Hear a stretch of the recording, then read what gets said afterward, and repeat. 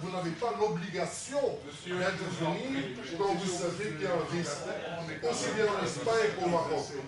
Et est-ce que c'est vrai que vous ne voulez pas recevoir les familles, que vous ne voulez pas recevoir les familles, de juste dans 5 minutes, on a répondu vous les sur parlez. votre question, on a discuté. Quelle est la réponse? Quelle est la réponse? Est-ce que vous voulez recevoir les familles? Non, monsieur. Et est-ce que vous pouvez expliquer cela, ton attitude? À part que c'est du mépris. Réponse finale et après on conclut. Non, mais attends, est-ce que vous avez bien entendu les questions? Parce que j'en ai encore quelques-uns. Nous en avons aussi des questions à poser. Ah, bien sûr, mais sur le commerce et les banques, on a déjà tout entendu. Je vous en prie, laissez-moi répondre et après on conclut. Si vous me permettez, vous ne me déstabilisez pas du tout avec les questions. Non, mais ce que j'ai envie de dire, c'est que je comprends que vous voulez une réponse à votre question. Et la réponse, est-ce que le cabinet du ministre des Affaires étrangères est disponible pour parler de ce type de sujet? Oui. Oui. Pas nécessairement pour que vous entendiez toutes les réponses que vous souhaitez entendre. Mais le dialogue, vous n'allez pas me dire que ce ministre des Affaires étrangères est fermé par rapport à ce dialogue. J'ai répondu de façon très publique au Parlement belge. Là, on a entendu tous les arguments, toutes les conditions, tous les éléments du dossier. Et si, par rapport à cela, les familles ont besoin d'entendre encore davantage, non, je ne garantis pas que le ministre, ce monsieur qui a aussi 24 heures par jour, je ne garantis pas que je peux les recevoir moi-même, certainement pas si c'est pour répéter un certain nombre de choses, mais si on veut continuer le dialogue avec mon cabinet, vous ne pouvez pas me démontrer qu'on serait fermé à la discussion.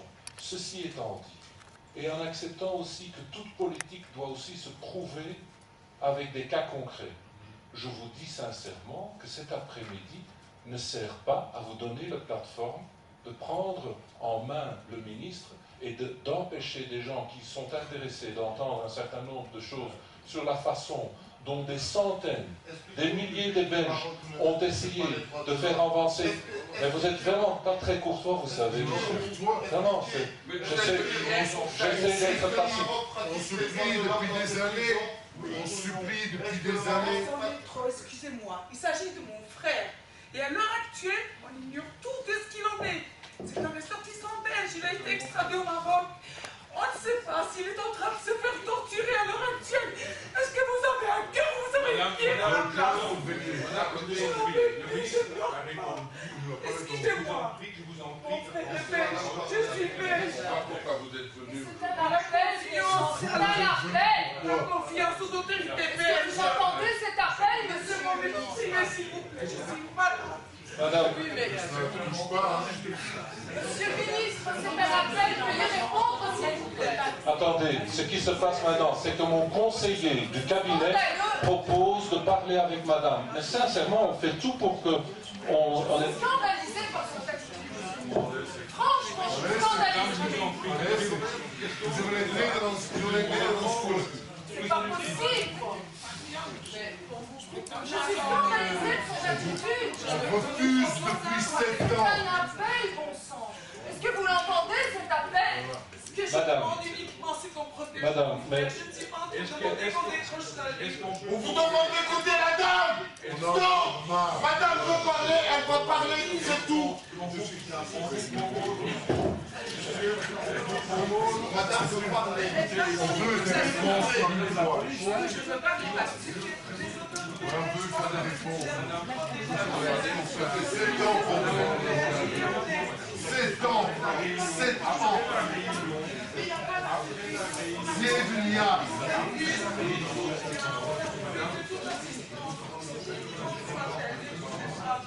fait 7 ans qu'on demande. Ce qu'il ne faut pas aussi oublier, c'est que M. Manakero vient d'avoir extradé un Algérien au Maroc qui a été torturé récemment, qui a moitié paralysé. M.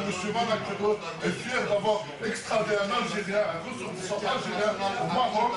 Et cette personne est à moitié paralysée. Monsieur l'a extradé vers les tortionnaires. Ça, il ne faut pas l'oublier, monsieur. Ça, il ne faut pas l'oublier, ça. Un des premiers fondements de l'Union européenne, c'est les droits de l'homme. Il ne faut pas l'oublier. c'est les grandes choses de chaque fois, c'est l'Europe, c'est quoi? C'est l'Europe économique, sans rien. C'est quoi? C'est l'Europe économique, c'est rien du tout. Je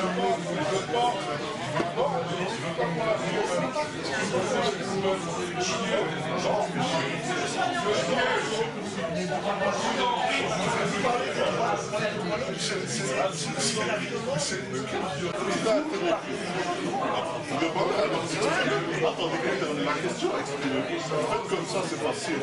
Facile de le faire comme ça, c'est facile.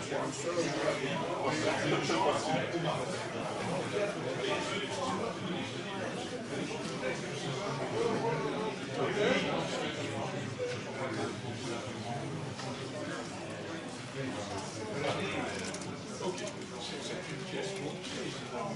Grand-père.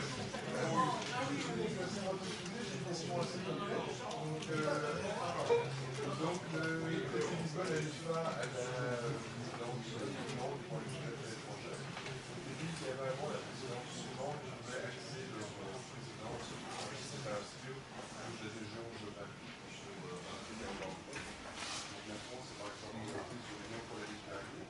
Est-ce que maintenant, on dit que la nouvelle présidence faudra faire en sorte que ce soit les grands États, notamment et Angleterre qui va commencer à orienter la politique. Non, je ne crois pas que ce risque est extrêmement important. Il est tout à fait vrai, comme vous le dites, que la présidence tournante a l'habitude quand même dans les décisions en termes d'agenda de marquer quand même quelques points d'attention. Ça ne va pas vous surprendre que par exemple les pays de l'Afrique centrale, pendant les 6 derniers mois, on n'a pas raté l'occasion de faire en sorte à ce que ces sujets interviennent, vu la position qui donne quand même une certaine préséance morale, même si c'est Cathy Ashton qui est responsable de la définition de la politique. Mais ce qui va surtout, je crois, pouvoir rassurer par rapport aux soucis que vous évoquez, c'est le fait que les 27 membres du Conseil européen, sous la présidence de Herman Van Rompuy, ont décidé de faire une analyse de ce qu'on appelle de strategic partnerships. On l'a fait un premier temps au mois de septembre, on a rappelé cet exercice en décembre. En blaguant, on peut dire que Herman Van Rompuy disait à un moment donné, maintenant on connaît nos partenaires stratégiques, maintenant il nous faut encore une stratégie, parce que c'est bien sûr une question de savoir ce qu'on veut avancer. Je peux déjà vous dire qu'un des mots-clés est la réciprocité, et donc d'être plus conscient de ce qu'on a demandé quand on parle avec la Chine, avec d'autres pays, avec la Russie, ce qu'on constate aujourd'hui. Et c'est mon collègue finlandais qui, à un moment donné, l'a évoqué dans une lettre, comment est-ce qu'on dit, overbrief, c'est que avoir des politiques des États membres qui sont asymétriques avec ce que dit l'Union européenne, par exemple en disant à Beijing, écoutez, j'ai quelques éléments à avancer, mais ils viennent de l'Union européenne, ils concernent les droits humains, n'est-ce pas? Mais ça, c'est l'Union européenne. Mais moi, en tant que représentant de tel ou tel État, j'ai quelques soucis de nature plus commerciale à évoquer.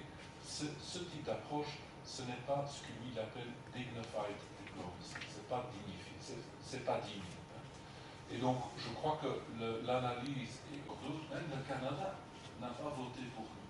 Parce qu'à un moment donné, il y avait une certaine confusion quant à la volonté de multiplier ce type de formule pour les autres organisations. Ce que nous avons fait, c'est que nous avons appris notre leçon. Nous sommes en train d'écouter. Cette fois-ci, nous allons préparer une résolution qui ne changera plus et qui ne connaîtra plus d'amendements de nature à surprendre certains de nos collègues. Et donc, j'ai confiance que nous allons être capables de voter, de faire approuver cette résolution. Et je vous dis que probablement la moitié des cas où je reçois des des homologues à Bruxelles, j'en parle. Et donc je fais mon boulot pour expliquer la valeur de cette résolution.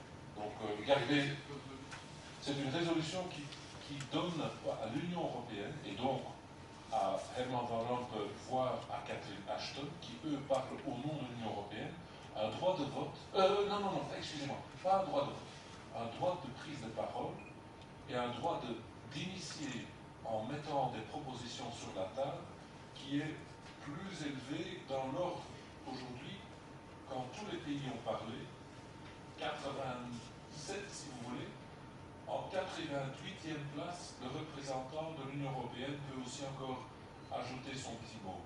Vous comprenez aisément que ça n'a pas de nature à influencer le débat.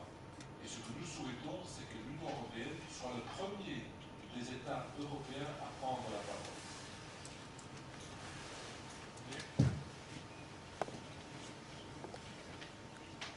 Ministre, n'oubliez pas, à propos du Parlement européen, qu'il n'est toujours pas autorisé à approuver une modification des traités.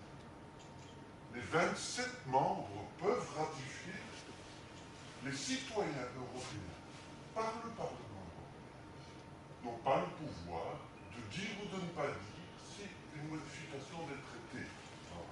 Or, on en a demandé une. Le 16 décembre dernier, le Conseil a initié un processus de modification des traités. Il ne faudrait pas introduire une petite modification supplémentaire à celle qui a été introduite, et qui dirait le Parlement européen est appelé au nom des citoyens à approuver les modifications des traités. Je commence par la fin. C'est un traité. Un traité est intergouvernemental.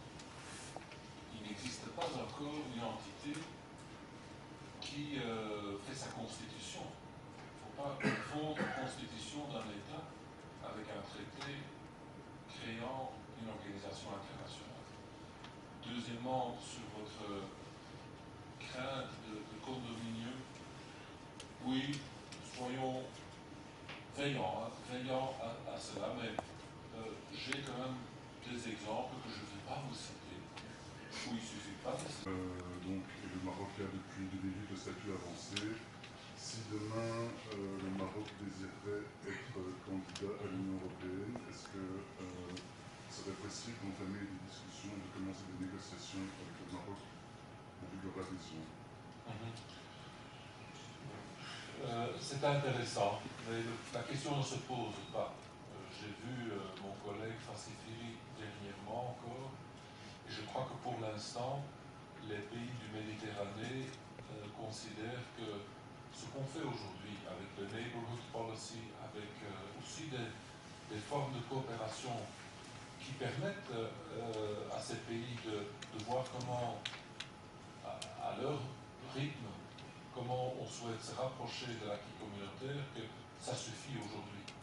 Et connaissant la sensibilité d'un débat qui, à un moment donné, risque d'être un débat sans fin, je suis d'accord avec ceux qui disent que l'Europe, c'est un projet d'abord culturel et pas d'abord géographique. Parce qu'il est vrai, aujourd'hui, en évaluant exactement les frontières, surtout à l'Est, où est-ce que l'Europe s'appelle?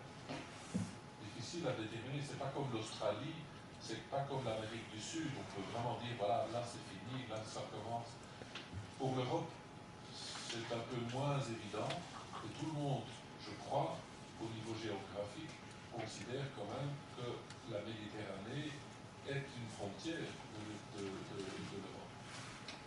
Mais je ne vais pas faire des prévisions. Hier, j'ai encore eu une conversation avec un intellectuel qui a écrit un livre sur le paix au Moyen-Orient, et sa thèse assez audacieuse, c'était de dire la paix au Moyen-Orient ne sera possible qu'au moment où on offre à l'Israël et à la Palestine le membership of the European Union.